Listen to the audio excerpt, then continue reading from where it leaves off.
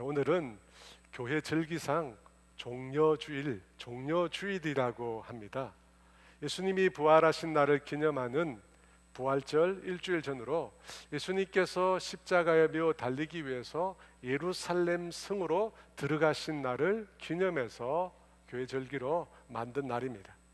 오늘 이 종려주일날 우리가 함께 나눌 말씀의 주제는 예수님의 낮아지심에 관한 것입니다.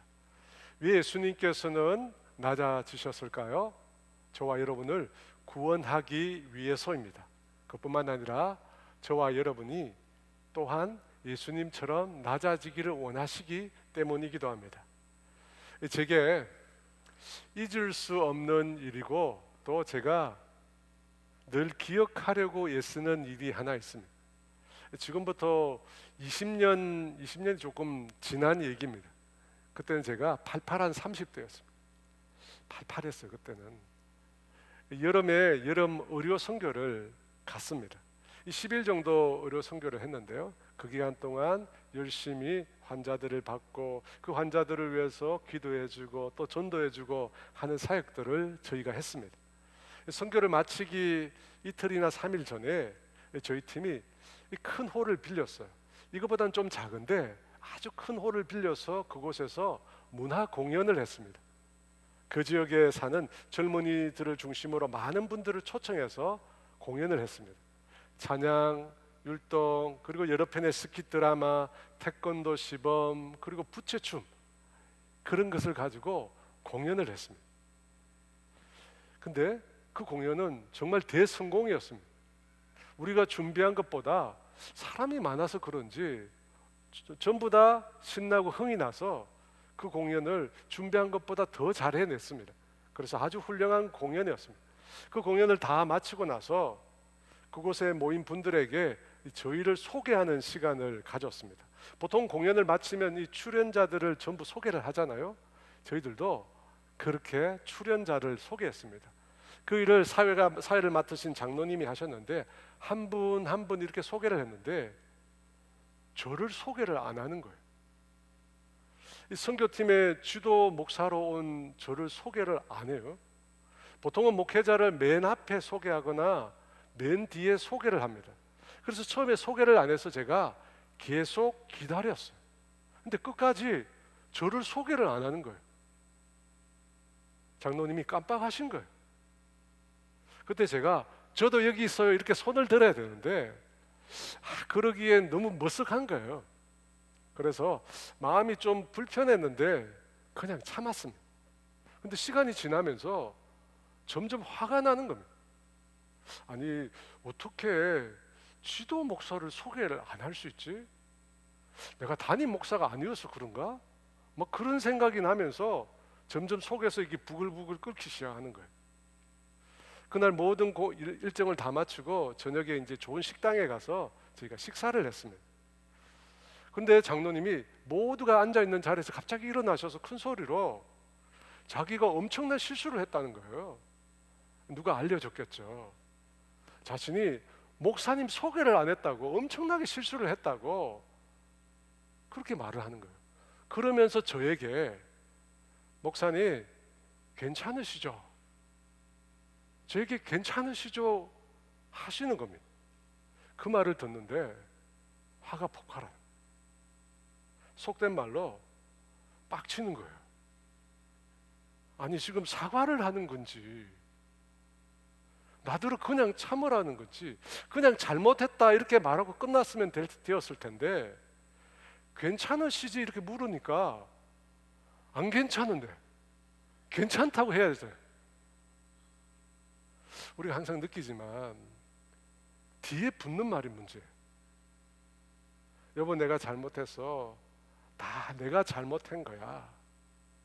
그런데 그렇게 하잖아요 우리가. 그런데 당신은 이러면서 그죠? 항상 뒤에 붙는 말이 문제예요. 만약 여러분이셨다면 여러분은 그 순간에 어떠하셨을 것 같아요? 그렇게 내가 수고하고 애쓰고 노력했는데 누군가가 내 존재를 기억해 주지 않는다면, 누군가가 나를 인정해 주지 않는다면 여러분 그 순간에 여러분의 기분은 어떠하셨을까요? 아무렇지도 않으셨을까요? 그날 분명히 그 장로님은 잘못하신 거예요.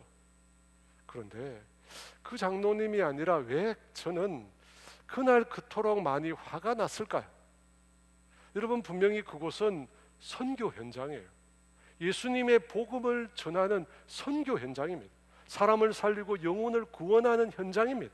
여러분 그곳에 복음만 전해지면 되잖아요. 복음을 전해서 예수 안 믿는 사람이 예수 믿고 구원 얻으면 여러분 그거면 다 되잖아요. 그것보다 여러분 중요한 게 있습니까? 아니 선교 현장에 복음을 전하고 예수 믿게 하고 여러분 그러면 다 되는 거잖아요. 그보다 더 중요한 게 뭐가 있어요? 그런데 저는 그날 제 이름이 불리지 않은 것을 두고 그렇게 속이 상하는 것입니다. 그리고 한동안 힘들었을까요? 왜 그랬을까요? 예수님의 낮아지심이라고 하는 이 주제를 제가 묵상하면서 20년 전에 그 일이 또 떠올랐습니다. 사랑하는 여러분, 예수님의 낮아지심은 사랑받지 못해서 자존심이 극히 낮은 사람들이 스스로 자기를 비하하는 그런 낮아짐이 아닙니다. 여러분 그런 낮아짐은 자기 학대입니다. 사랑받지 못해서 나 같은 사람은 그런 취급을 받아도 돼, 그런 식의 낮아짐이 절대 아니라는 것입니다. 그런 타인에 의해서 낮춰지는 것이 아니라 예수님의 낮아지심은 스스로 예수님께서 낮아지신 것입니다. 여러분 왜 예수님께서 어떻게 스스로 낮아지셨을까요? 왜 그렇게 하셨을까요? 오늘 본문은 네 가지로 예수님의 낮아지심에 대해서 말씀하고 있습니다. 첫 번째는요 6절 말씀인데 6절 말씀 같이 있습니다. 그는 근본 하나님의 본체시나 하나님과 동등됨을 취할 것으로 여기지 아니하시고, 여기서 그는 예수님을 말합니다. 예수님은 근본 하나님의 본체라고 합니다. 근본 하나님의 본체, 이 말은 하나님의 형체 안에 예수님이 계신다는 뜻입니다. 원래 뜻은 하나님의 형체 안에 예수님이 계신다 이해하기 어렵잖아요. 그래서 쉽게 풀면 예수님은 하나님을 가장 완벽하게, 하나님을 가장 완전하게 표현하는 분이시다 라는 뜻입니다. 그러니까 우리가 하나님을 볼 수 없잖아요. 하나님을 만질 수가 없습니다. 하나님은 영이시기 때문입니다. 그런데 예수님께서 가장 완벽한 형태로 하나님을 나타내셨다는 겁니다. 성경에 요한복음 1장 18절에서 그래서 이렇게 말씀합니다. 같이 있습니다. 본래 하나님을 본 사람이 없으되 아버지 품속에 있는 독생하신 하나님이 나타내셨느니라. 하나님을 본 사람이 없다고 합니다. 그런데 하나님 자신을 나타내신 분이 예수님이라고 합니다. 그분을 독생하신 하나님이라고 말씀합니다. 여러분, 하나님을 예수님께서 완벽하게 나타내셨으니까, 완전하게 나타내셨으니까 예수님도 하나님이십니다. 여러분, 이 삼위일체의 진리를 우리가 머리로 다 사실은 이해할 수 없습니다. 다만 우리가 성경의 증거를 믿을 뿐입니다. 그런데 분명한 것은 예수님은 하나님이시라는 것입니다. 가장 완벽하게 하나님을 표현해내신 독생하신 하나님이십니다. 그런데 그분이 하나님과 동등됨을 취할 것으로 여기지 아니하신다고 합니다. 동등한 하나님이지만 동등됨을 취하지 않는다고 합니다. 여러분 이게 무슨 말일까요?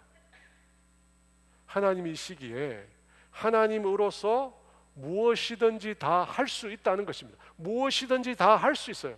그런데 자기를 위해서는 그 어떤 것도 하시지 않겠다는 뜻입니다. 그러니까 곧 자기의 이기적인 목적을 위해서는 하나님이시지만 스스로를 제한하시겠다는 뜻입니다. 여러분 이런 겁니다. 마귀가 40일 동안 금식하고 계신 예수님을 찾아옵니다. 그리고 세 가지로 시험을 합니다. 그 시험 중에 두 번째 시험은, 마태복음에 따르면 두 번째 시험은 예수님을 성전 꼭대기에 데려가서 그곳에서 뛰어내리라라고 하는 시험입니다. 마귀가 말하죠. 여기서 뛰어내리면 하나님께서 천사를 보내어 너를 받들어 돌에 부딪히지 않게 할 것이라고 합니다. 여러분, 그 시험에 대해서 예수님께서 뭐라고 대답하셨습니까? 주 너의 하나님을 시험하지 말라. 분명히 예수님은 뛰어내려서 자신을 증명하실 수 있는 분이십니다. 물 위를 걷고 바람과 바다를 잠잠하게 하실 수 있는 분이 예수님이십니다. 그분은 높은 곳에서 뛰어내릴 수 있는 분이십니다. 그런데 예수님은 자신이 가진 그 능력을 사용하지 않겠다고 합니다. 왜 그렇죠? 그 일이 예수님 자신을 위한 일이기 때문에, 예수님 자신을 위한 일이기 때문에 그런 능력을 사용하지 않겠다는 것입니다. 여러분, 또 예수님께서 가룟 유다의 배신으로 말미암아 대제사장과 서기관들의 종들에게 붙잡히시게 됩니다. 그때 예수님의 제자인 베드로가 대제사장의 종 말고의 한쪽 귀를 칼로 베입니다. 그 상황을 보시고 예수님께서 말씀하십니다. 뭐라고 하십니까? 칼을 도로 칼집에 꽂으라. 칼을 가지는 자는 칼로 망한다 라고 말씀하시면서 이 말씀을 덧붙이셨습니다. 마태복음 26장 53, 54절입니다. 같이 있습니다. 너는 내가 내 아버지께 구하여 지금 12군단 더 되는 천사를 보내시게 할 수 없는 줄로 아느냐? 내가 만일 그렇게 하면 이런 일이 있으리라 한 성경이 어떻게 이루어지겠느냐 하시더라. 12군단이면 한 군단이 6,000명 정도 되니까 72,000이나 되는 천사를 예수님께서 부릴 수 있다는 것입니다. 그런 능력이 예수님께 있습니다. 왜냐하면 예수님께서 하나님이시기 때문입니다. 하지만 성경의 말씀을 지키기 위해서 예수님께서 당신을 제한시키셨습니다. 여러분, 이것이 예수님의 낮아짐의 첫 번째 말씀입니다. 그분은 하나님의 아들이시면서 하나님의 본체이십니다. 이 세상을 창조하시고 이 세상을 다스리시고 이 세상을 구원하시고 이 세상을 심판하실 유일한 하나님이십니다. 예수님은 하나님의 능력과 권세를 가지신 분이십니다. 독생하신 하나님이십니다. 그럼에도 그와 같은 그 모든 것을 자신을 위해서 사용하지 않겠다고 합니다. 자기 자신을 위해서 사용하지 않겠다고 합니다. 왜 그렇게 하십니까? 여러분, 하나님의 사랑은 아가페 사랑입니다. 아가페 사랑은 자신의 이기적인 목적을 위한 사랑이 아닙니다.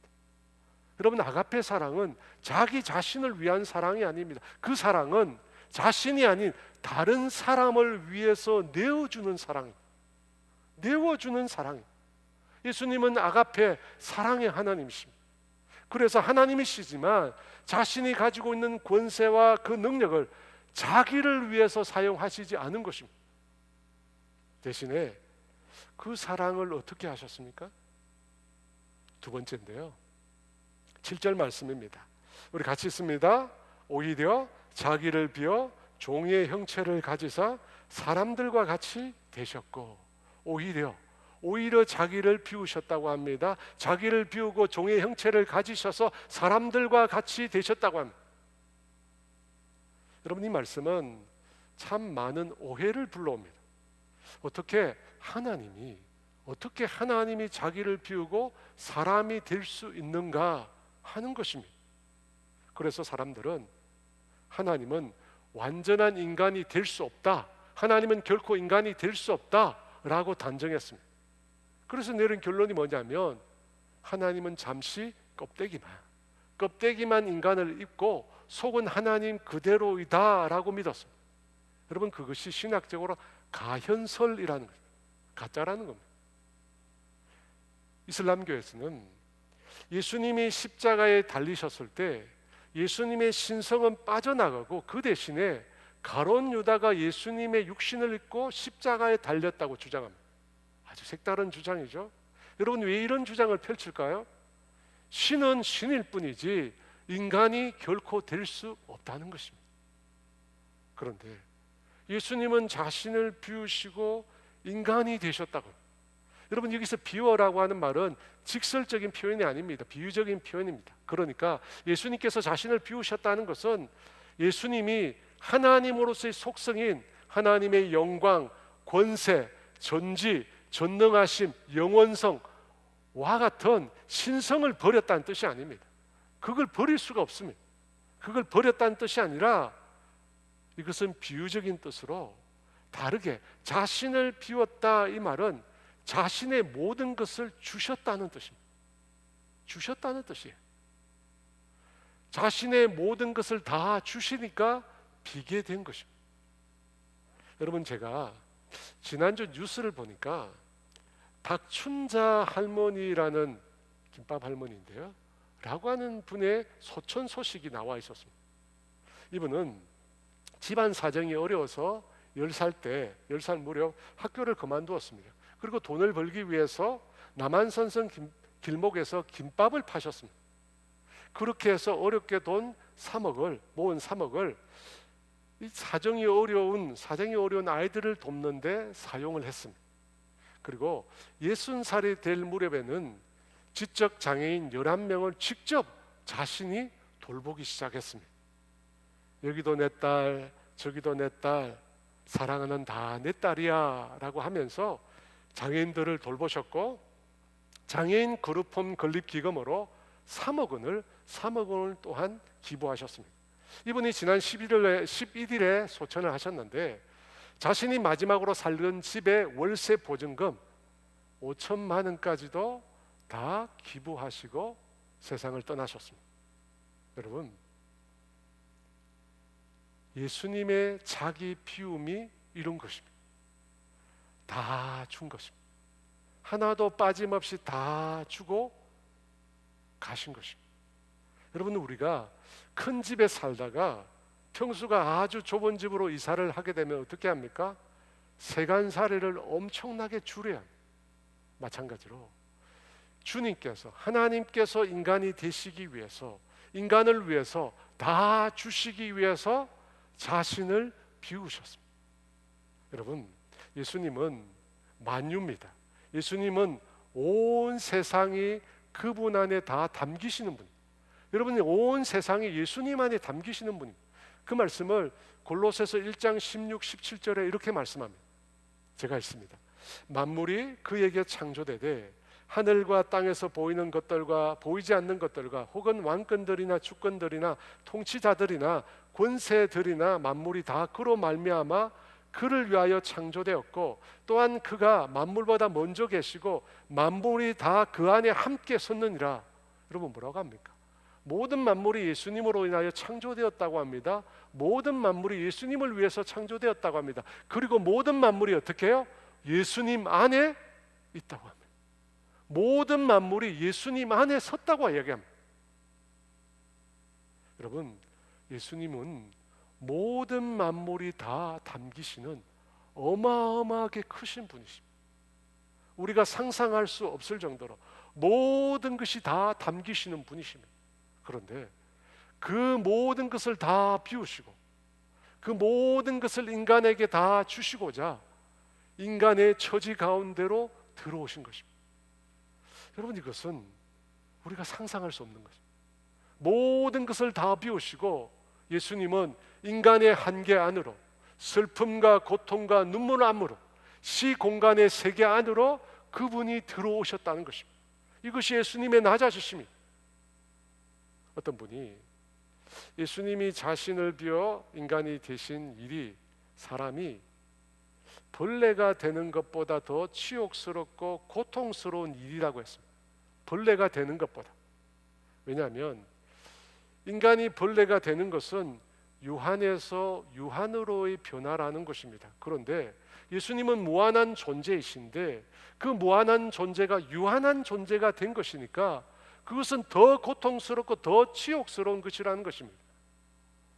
말은 맞는 말인데 벌레라고 하니까, 내가 벌레가 된다고 생각하니까 그렇게 썩 와닿지는 않습니다. 여러분, 그럼에도 불구하고 인간이 되시기 위해서, 인간에게 자신을 주시기 위해서 예수님은 자신을 비우셨습니다. 여러분, 그것은 너무나 큰 고통입니다. 우리가 이해할 수도 없는 큰 고통입니다. 무한의 존재가 유한의 존재가 되고 영원한 존재가 시간 안에 갇힌 존재가 된다는 거, 여러분, 이것은 엄청난 낮아짐. 조물주가 자신이 만든 피조물이 된다는 것은 엄청난 자기 희생의 결과입니다.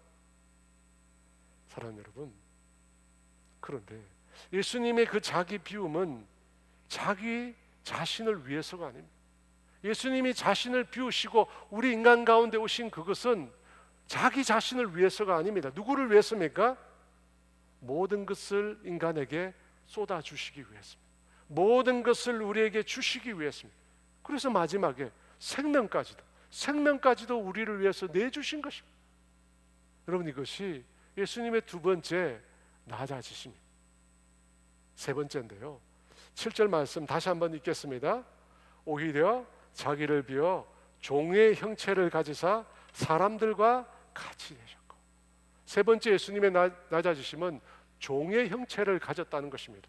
여러분, 종의 형체를 가졌다는 말은 겉모양만 종의 모습을 가졌거나 아니면 종으로 가장했다는 뜻이 아닙니다. 종의 속성을 가졌다는 것입니다. 그야말로 종이 되었다는 뜻입니다. 계속해서 되풀이하는데요, 예수님은 하나님이십니다. 하나님의 본체십니다. 만물의 주인이시며 만왕의 왕이 되시는 분이십니다. 그런데 그분이 종의 형체의 종이 되셨다는 것입니다. 어떻게 조물주가 종이 될 수 있습니까? 인간이 되는 것도 우리가 이해할 수 없는데 인간 중에서도 밑바닥 종이 되셨다는 겁니다. 여러분, 예수님이 종이 되셨다는 사실을 우리는 예수님께서 탄생하신 그날부터 확인할 수 있습니다.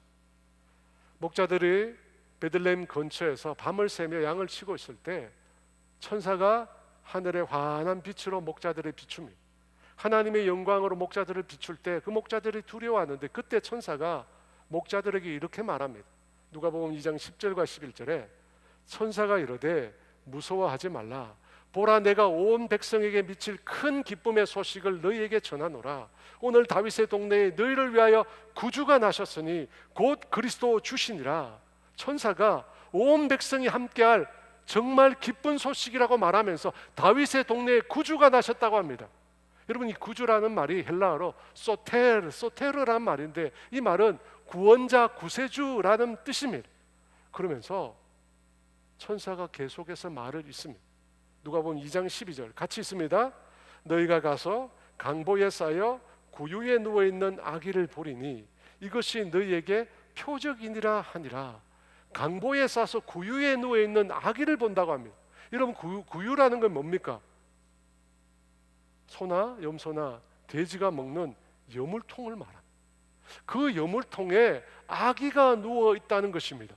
구유에 누워있는 아기, 여물통에 누워있는 아기, 그 아기가 구주라는 표시라는 겁니다. 여러분, 소의 여물통에 누워있는 아기의 모습은 앞서 말한 천사가 앞서 말한 내용과 너무나 심하게 대조가 됩니다. 천사가 뭐라고 해야 합니까? 온 백성이 기뻐할 기쁨의 소식이 있다는 것입니다. 온 세상의 왕이 구주가 세상에 태어났다는 것입니다. 그런데 그 구주가 어떻게 해요? 여물통에 누워있는 아기라고 합니다. 여러분, 너무 큰 대조가 되잖아요. 온 세상을 구원하러 오시는 분이십니다. 높이 계신 분이십니다. 하늘엔 영광, 땅엔 평화라고 천사들이 노래한 그 주인공이십니다. 그런데 그분이 여물통에 누워있다는 것입니다. 많은 작가들은 이 장면을 아주 낭만적으로 그려놓았지만 여물통에 누워있는 아기는 현실적으로 그렇게 아름답지 않습니다. 사실은 비참합니다. 오갈 데가 없어서, 누일 데가 없어서 여물통에 누였습니다. 여러분, 만약 여러분의 자녀라면 그곳에 누이시겠습니까? 추운 데 있는 것도 우리가 싫어해서 좀 더 좋은 곳으로 우리의 자녀를 옮깁니다. 근데 예수님은 여물통에 누워 계셨습니다. 너무나도 비천하고 연약한 종의 모습으로 우리 가운데 오신 것입니다. 여러분, 이 예수님의 탄생의 모습을 통해서 우리는 예수님께서, 하나님께서 이 세상을 어떻게 구원하실지에 대한 내용을 짐작하게 됩니다. 어떻게 세상을 구원하실까요? 종으로 오셔서 우리 인생을 섬겨주실 예수님의 모습을 우리는 떠올릴 수 있습니다. 여러분, 예수님께서 자신의 죽음을 말할 때, 예수님께서 자신이 죽는다고 이야기할 때 예수님의 제자들은 서로 자신이 누가 크냐라고 논쟁을 하고 있었습니다. 그것에 대해서 예수님께서 이런 말씀하셨습니다. 마태복음 20장 26에서 28절 함께 있습니다. 너희 중에 누구든지 크고자 하는 자는 너희를 섬기는 자가 되고, 너희 중에 누구든지 으뜸이 되고자 하는 자는 너희의 종이 되어야 하리라. 인자가 온 것은 섬김을 받으려 함이 아니라 도리어 섬기려 하고 자기 목숨을 많은 사람의 대속물로 주려 함이니라. 예수님 뭐라고 하십니까? 으뜸이 되고자 하는 자는 종이 되어야 한다고 합니다. 종이 되어야 한다고요. 그렇게 예수님께서 종이 되어서 어떻게 하십니까? 자기 목숨을 많은 사람들의 대속물로 주려고 하신다는 것입니다. 여러분, 우리가 살고 있는 이 세상은 자꾸 우리를 높은 곳으로 가야 한다고 말합니다. 남들보다 더 높은 곳으로, 남들보다 더 많이 가지는 곳으로 높이 올라가라고 말합니다. 그런데 예수님은 낮은 곳으로 가라고 합니다. 인간들 중에서도 더 낮은 곳으로 가라고 하십니다. 근데 말씀만, 너는 낮은 곳으로 가, 종으로 가, 말씀만 하신 것이 아니라 실제 종의 모습으로 예수님께서는 낮은 곳으로 내려가셨습니다. 마지막 유월절날 제자들과 함께 식사하는 자리에서 예수님께서 갑자기 일어나셔서 허리에 수건을 떼시고 대야에 물을 받아오셔서 제자들의 발을 씻기 시작하십니다. 여러분, 당시 사람들은 흙먼지를 뒤집어 쓰기에 매우 그 발이 더러웠습니다. 그래서 심지어 종들조차도 발을 씻겨주는 것을 꺼려할 정도였습니다. 그런데 예수님은 제자들의 선생입니다. 여러분, 지금의 선생 수준이 아니에요. 당신은 도제 관계였기 때문에, 랍비였기 때문에 상하 관계가 분명했습니다.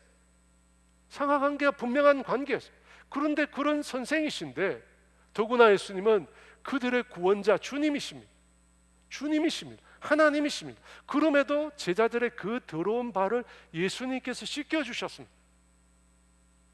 게다가 더 놀라운 점은 그날 그 제자들 중에는 예수님을 이미 은 30의 판자가 있었습니다. 그리고 조금 지나면 예수님을 모른다고 3번씩 부인하며 저주할 베드로라는 제자도 있었습니다. 그리고 나머지 제자들은 하나같이 예수님이 붙잡혔을 때 모른다고 도망을 간 자들입니다.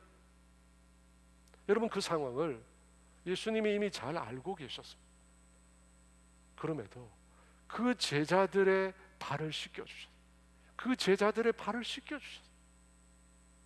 그 장면을 그곳에서 직접 목격했던 예수님의 제자 요한은 그날 일어난 상황을 요한복음 13장에 이야기하면서 그 첫머리에 이런 말을 했습니다. 같이 읽을까요? 유월절 전에 예수께서 자기가 세상을 떠나 아버지께로 돌아가실 때가 이른 줄 아시고 세상에 있는 자기 사람들을 사랑하시되 끝까지 사랑하신다. 여러분, 이 끝까지란 말은 시간이 아닙니다. 이 끝까지는 정도를 말합니다. 끝까지 포기하지 않고 끝까지 사랑하셨어요. 자신을 배반하고 자신을 모른다고 부인하고 자신을 팔아버린 그 인생까지도 주님은 끝까지 사랑하셨어요. 예수님께서 제자들에게 이런 말씀하셨어요.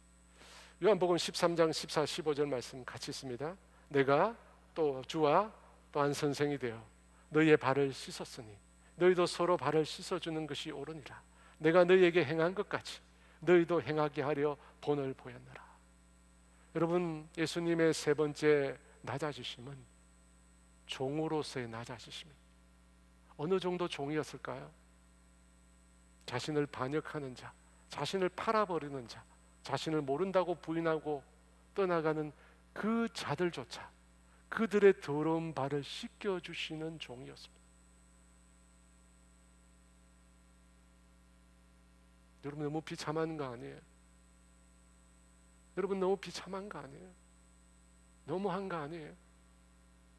그런데 예수님은 그 자들의 발을 씻겨주십니다.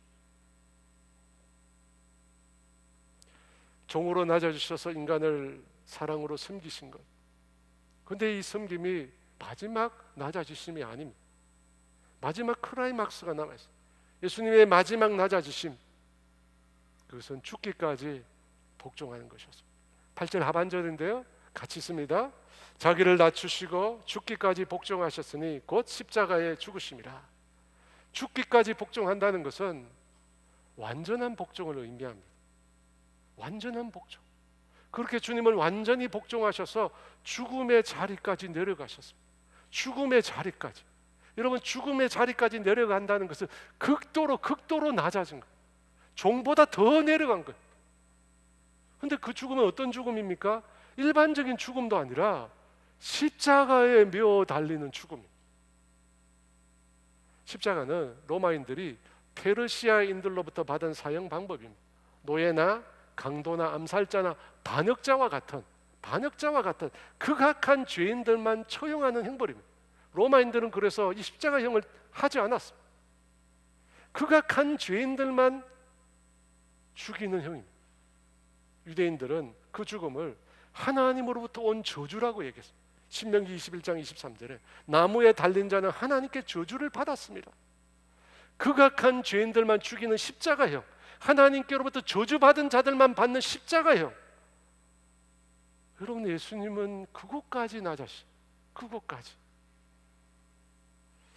예수님은, 여러분, 예수님은 그 십자가의 죽음을 감당하실 수 있었을까요?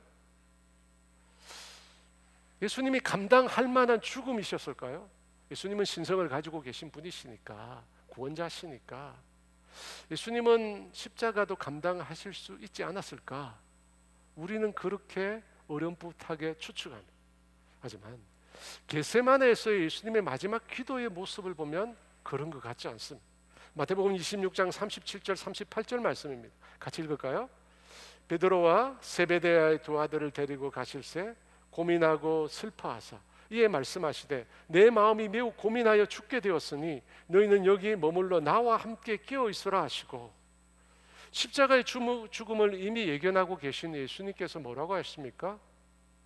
제자들 앞에서 고민하고 슬퍼하시면서 내 마음이 고민하여 죽게 되었다고, 내 마음이 고민하여 죽게 되었다.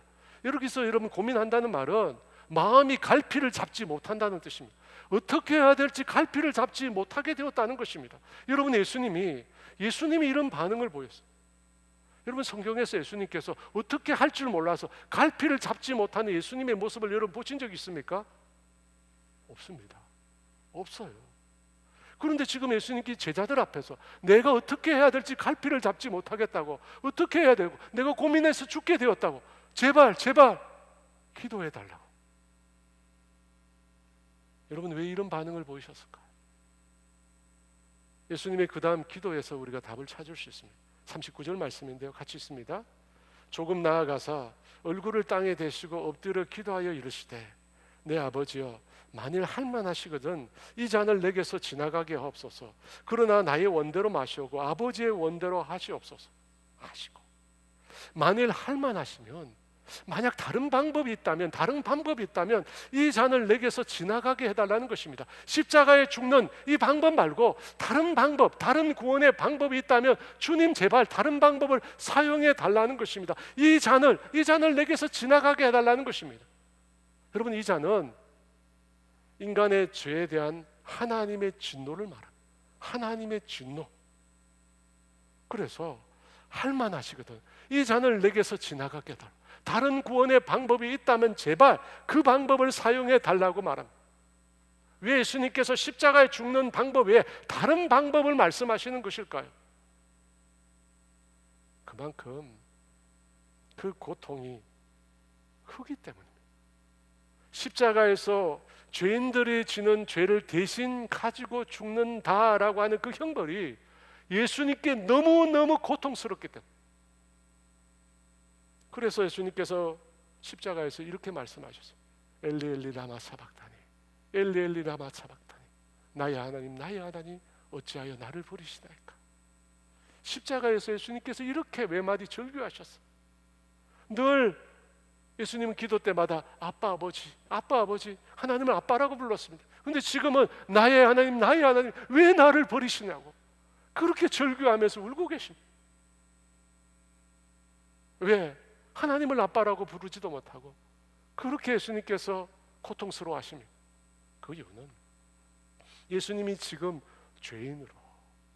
죄인으로 하나님의 진노를 다 받고 계시기 때문에, 인간을 대신한 죄인으로 하나님의 진노를 다 받고 계시기 때문에 이렇게 고통스럽게 외치신 것입니다. 여러분, 예수님이 고민하고 슬퍼하시는 것은 단지 죽음이 두려워서가 아닙니다. 형벌이 무서워서가 아닙니다. 인간을 대신해서 죄인이 되면 하나님으로부터 끊어지기 때문에, 하나님의 사랑으로부터 완전히 끊어지기 때문에, 여러분 그 단절 때문에, 그 끊어짐 때문에 예수님께서 그렇게 고통스러워 하시는 것입니다. 예수님께서 고민해서 어쩔 줄 모르는 그것은 바로 하나님의 사랑으로부터 예수님이 끊어지기 때문에, 그 단절을 겟세마네 동산에서 경험하신 것입니다. 하나님의 진노를 받는 것, 하나님으로부터 완전히 단절되는 것, 하나님의 사랑에서 완전히 끊어지는 것을 미리 경험하신, 여러분 하나님의 사랑이 존재하지 않는 것, 하나님의 은총이 더 이상 존재하지 않는 것, 하나님으로부터 완전히 끊어지는 곳, 여러분 그것이 바로 지옥입니다. 그것이 지옥이에요. 예수님은 지금 지옥을 맛보고 계십니다. 그래서 슬퍼하시, 그래서 고통스러워하시, 그래서 내 마음이 죽게 되었다고 한탄하시는 것입니다. 사랑하는 여러분, 예수님은 하나님과 동등한 분이십니다. 하나님의 본체십니다. 그럼에도 동등됨을 취하지 않으시고 자신을 비우고 인간이 되셨습니다. 인간에게 다 주시기 위해서 비우셨습니다. 근데 그 인간도 보통의 인간이 아니라 종이 되셨습니다. 왕이시지만 자기 백성들 가운데 섬김을 받으러 온 것이 아니라 종처럼 섬기기 위해서 오셨습니다. 그리고 배신자들, 예수님을 모른다고 저주하며 떠나간 자들조차도 그들의 발을 씻겨주시는 섬김을 베푸셨습니다. 그런데 그곳에서 머물지 않고 더 나아가 죄인들의 십자가를 지셨습니다. 하나님의 사랑으로부터 끊어지고 지옥을 맛보게 되는 그 자리까지 내려가신 거예요. 무엇을 위해서입니까? 저와 여러분을 위해서. 저와 여러분을 위해서. 여러분, 예수님의 낮아지심은 우리를 위해서입니다. 저와 여러분을 위해서입니다. 우리를 사랑했습니다. 우리를 사랑해서 자신의 모든 권리와 권세와 능력을 내려놓으셨습니다. 우리를 사랑해서 우리에게 주시기 위해서, 자신을 위해서는 단 하나도 사용하지 않으셨습니다. 모든 것을 우리에게 주시기 위해서 자신을 비우시고 인간이 되셨습니다. 그리고 끝까지 사랑하셨습니다. 끝까지 종으로 오셔서 끝까지 비참할 정도로 끝까지 사랑하셨습니다. 그리고 마지막에는 마땅히 죄인들이 죽어야 될 그 지옥을 대신 주셨습니다. 그리고 지옥에 내려가셨습니다. 지옥을 경험하셨습니다. 여러분, 이것이 예수님의 낮아지심입니다. 예수님의 낮아지심, 상상할 수도 없는.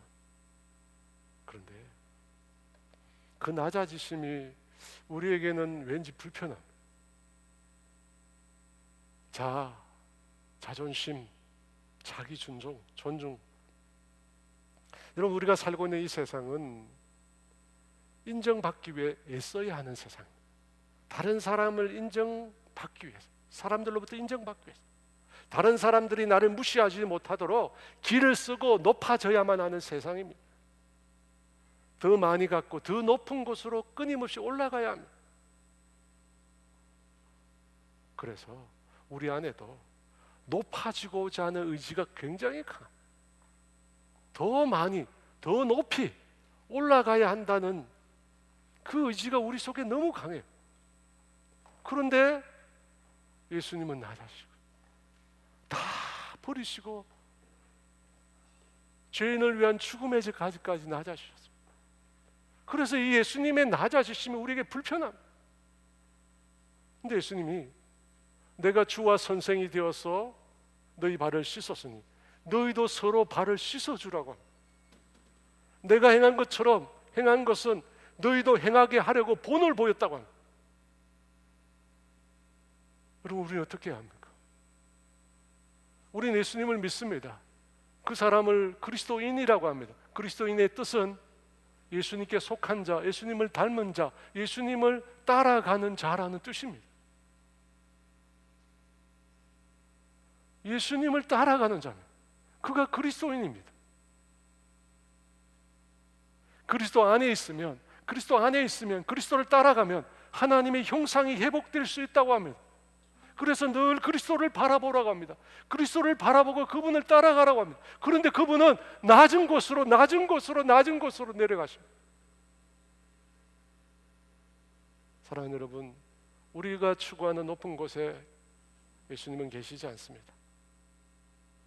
낮은 곳에 자신의 권리를 포기하시고 자신을 비워 아낌없이 주시며 종으로 섬기시며 끝끝내 죄인을 위해서 자신을 죽이셨습니다. 그 낮은 곳에 예수님은 계십니다. 여러분, 어떻게 하시겠습니까? 예수님이 오신 이유라고 하는 찬양이 있는데요, 이 찬양 함께 들으면서 하나님 앞에 같이 나가겠습니다.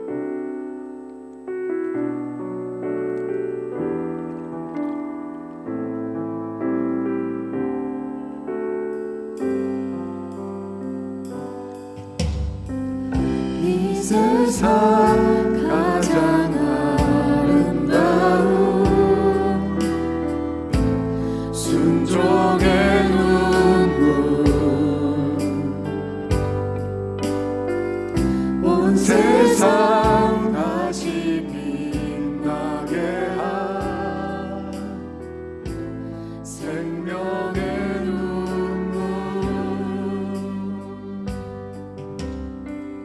그가 이 세상에 오신 이유 죽어야 살게 되고 저야만 승리하는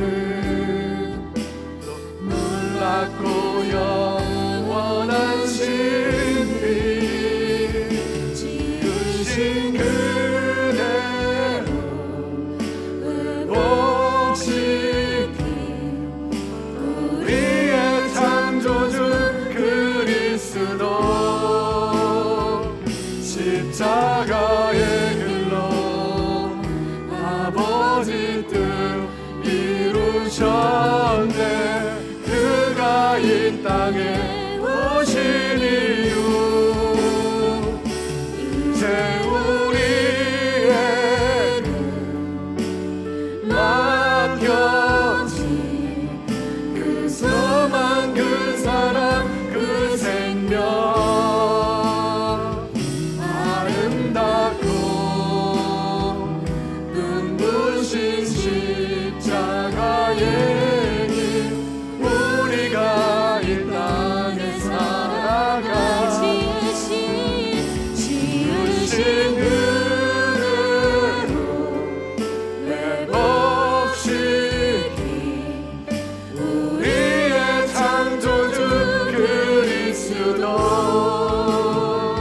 십자가의 길로 아버지 뜻 이루셨네. 그가 이 땅에 오신 이유 이제 우리에게 맡겨진 그 소망, 그 사랑, 그 생명 아름답고 눈부신 십자가의 길 우리가 이 땅에 살아가 이유.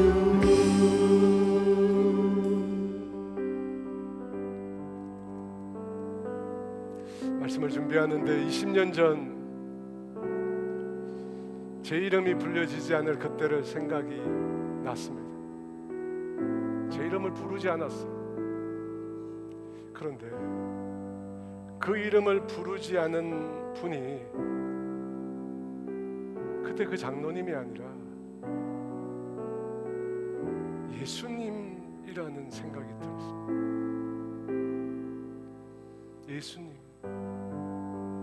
예수님이 저의 이름을 부르지 않은 것입니다. 왜? 내가 높은 자리에 있었거든. 스스로 부풀려 교만의 자리에 있었거든.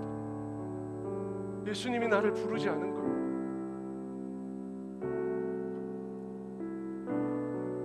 여러분, 복음이 전해지는 그 현장, 하나님 나라가 이루어지는 그 현장, 생명이 다시 회복되는 그 현장, 내 이름이 안 불려지면 어때요?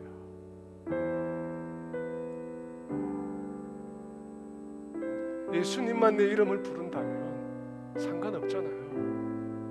사람들이 다 내 이름 안 불러도 예수님이 내 이름 불러주시면 되는 거잖아요. 근데 우리는 사람들이 내 이름 부르지 않는다고, 내 말에 귀를 기울이지 않는다고, 나를 무시한다고, 그 사람하고 인사도 안 해요. 그 사람 쳐다보지도 않습니다. 내게 상처 줬다고. 근데 여러분, 예수님은 어떻게 하셨어요? 근데 우리가 믿고 따르는 예수님은 어떻게 하셨어요? 자신의 모든 걸 다 포기하세요. 자신의 모든 걸 다 포기하세요.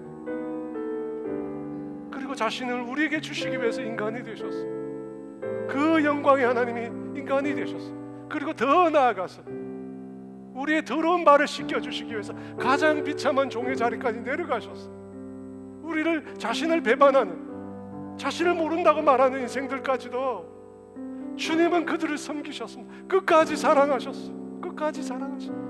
지옥에 던져 마땅한 인생들을 위하여 주님은 지옥까지 내려가셨어요. 하나님의 사랑이 존재하지 않는 것까지 내려가셨어요. 근데 우리는 뭐예요? 도대체 우리는 뭐예요? 어디로 가고 있어요? 우리는 내 이름 한 자 부르지 않는다고 그렇게 서운하고 그렇게 화나는 우리는 도대체 우리는 어디를 걷고 있는 것일까요? 여러분, 높은 곳에 주님이 계시지 않습니다. 주님은 낮은 곳에 계십니다. 여러분의 삶의 방향이 어디로 가고 계시는지 살펴보십시오. 그리고 주님께 고백하십시오. 주님만 내 이름 불러주시면 됩니다. 주님만 제 이름 불러주시면 됩니다. 제가 그 길을 가겠습니다. 제가 그 길을 가겠습니다. 여러분이 주님의 길을 가면, 여러분이 그 낮은 길로 가면, 그 섬김의 길로 가면 여러분의 가정이 변화될 것입니다. 여러분의 배우자가 변화될 것이고, 여러분의 친지들이 변화되게 될 것이고, 여러분의 주변에 있는 사람들이 변화되게 될 것입니다. 우리가 그 길을 가지 않기 때문에 아무런 변화도 일어나지 않는 것입니다. 여러분, 이 시간 기도합시다. 주님, 낮은 길로 그 길을 가게 해주십시오. 예수님이 계신 그 길, 예수님이 내 이름 불러주시는 그 길, 내가 걷게 해달라고 우리 주여 외치 기도합니다. 주여, 지으신 그대로 회복시키 우리의 창조주 그리스도 십자가의 길로 아버지 뜻 이루셨네. 그가 이 땅에 오신 이유 이제 우리에게 맡겨진 그 소망, 그 사랑, 그 생명 아름답고 눈부신 십자가의 길 우리가 이 땅에 살아가 지으신 그대로 회복시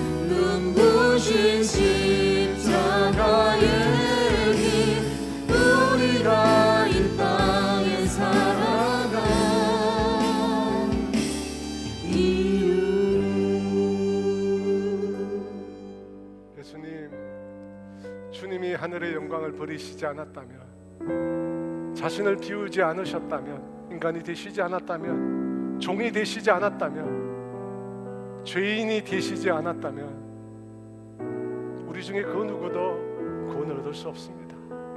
그 누구도 하나님의 자녀가 될 수 없습니다. 그런데 예수님이 그렇게 낮아져 주셨기에, 그렇게 지옥에까지 낮아져 주셨기에 오늘 우리가 구원을 얻었습니다. 하나님의 자녀가 되었다고, 그리스도인이라고, 예수님 따르는 자라고, 예수님 닮은 자라고 얘기하고 살고 있습니다. 근데 주님, 우리의 모습은 전혀 그런 게 아니네요. 주님은 그렇게 우리를 구원하셨는데 우리는 자꾸만 위로만 올라갑니다. 주님 용서하여 주시옵소서. 주님 용서해 주세요. 예수님이 계신 그곳으로, 예수님이 계신 그 낮은 곳으로 늘 내려갈 수 있도록 주님 도와주시옵소서. 우리의 힘으로 할 수 없사오니 주님 늘 우리 안에서 우리를 지켜주시고 우리를 붙들어 주세요. 교만한 마음을 무너뜨려 주시고 늘 낮은 자리로 내려가는 주의 자녀들이 되게 하여 주시옵소서. 지금은 우리 주 예수 그리스도의 은혜와 하나님의 다함이 없는 사랑하심과 성령의 교통하심과 인도하심과 위로하심, 오늘 높은 길을 포기하고 예수님이 계신 그 길로, 낮은 길로, 낮은 곳으로 내려가기를 다짐하는 사랑하는 성도들 위해 이제로부터 영원토록 함께 하시기를 간절히 축원하옵나이다.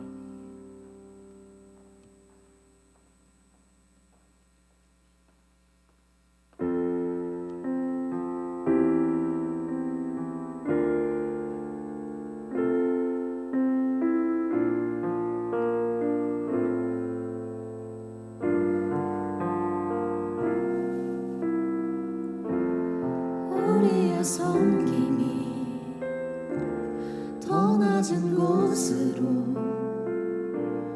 우리의 고백이 더 낮은 곳으로 쓰러져 있는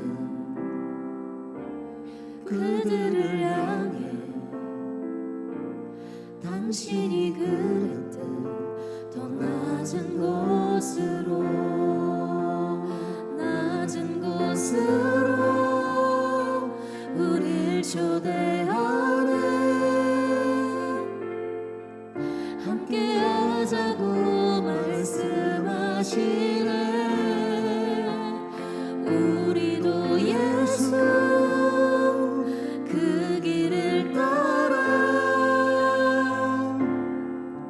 함께 가길 원하네.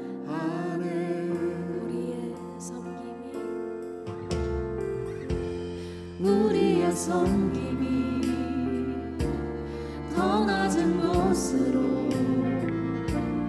우리의 고백이 더 낮은 곳으로 쓰러져 있는 그들을 향해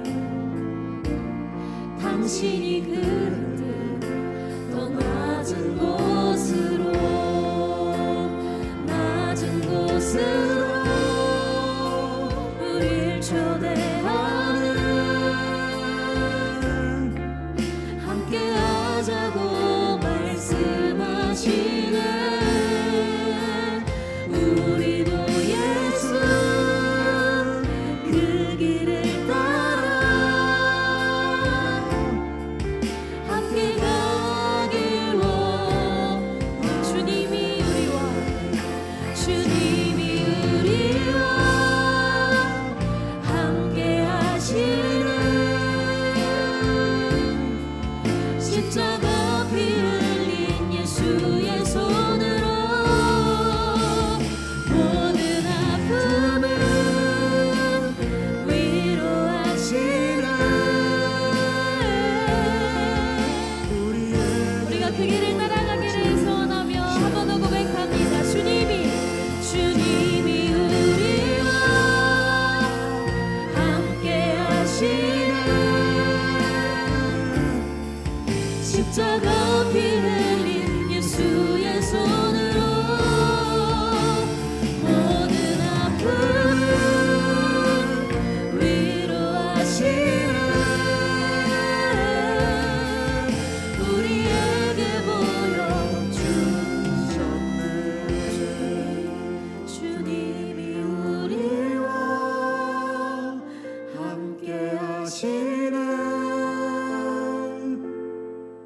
십자가 피 흘린 예수의 손으로